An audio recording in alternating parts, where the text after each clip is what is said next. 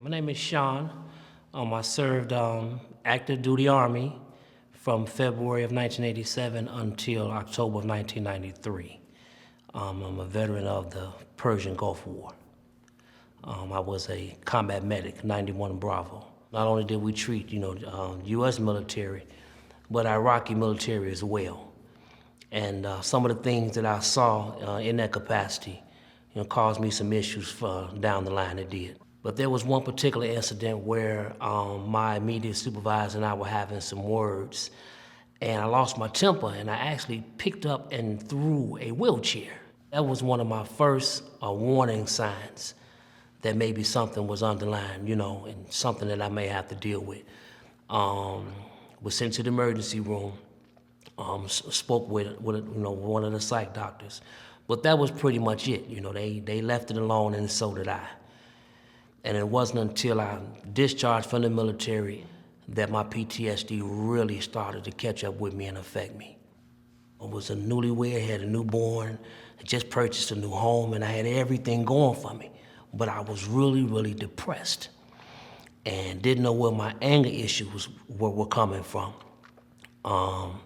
especially at home with my wife, my first wife and I, and just displaying a lot of anger, difficulty sleeping, all the things that started to happen. It kind of all came at once, it seemed like. Started daydreaming and having flashbacks while I was at work, and was referred to the psychiatric part of the VA, which was the first time I had ever been told or spoken to about post-traumatic stress disorder. And that you're not exactly right, and it's difficult to accept it. It's even more difficult sometimes to seek the help you need. Initially, I was seeing a social worker and a psychiatrist during my lunch breaks, and I saw them off and on for quite some time. But then, a few months down the line, I resigned that position.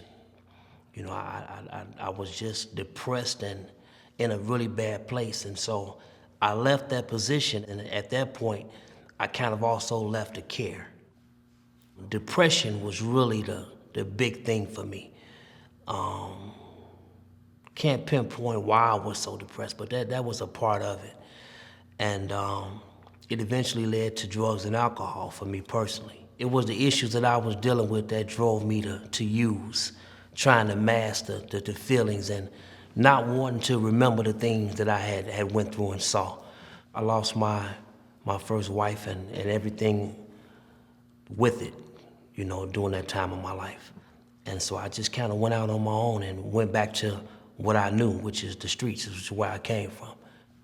I've never been in any legal trouble, and really didn't have any obstacles in the way of being a success. Just didn't know how to deal with that one particular issue.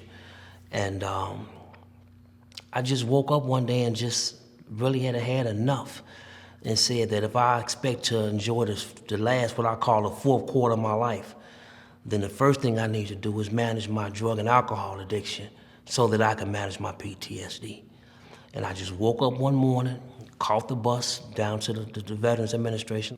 First 2 weeks I spent in acute psych, and then from there I went to a dual diagnosis program that is geared toward both psychological and substance abuse, and was able to get to the post-traumatic stress disorder unit program, all of them being inpatient stays. And so that's when I really got the help that I needed. So group some days, one-on-one some days both. The group setting being what was best for me.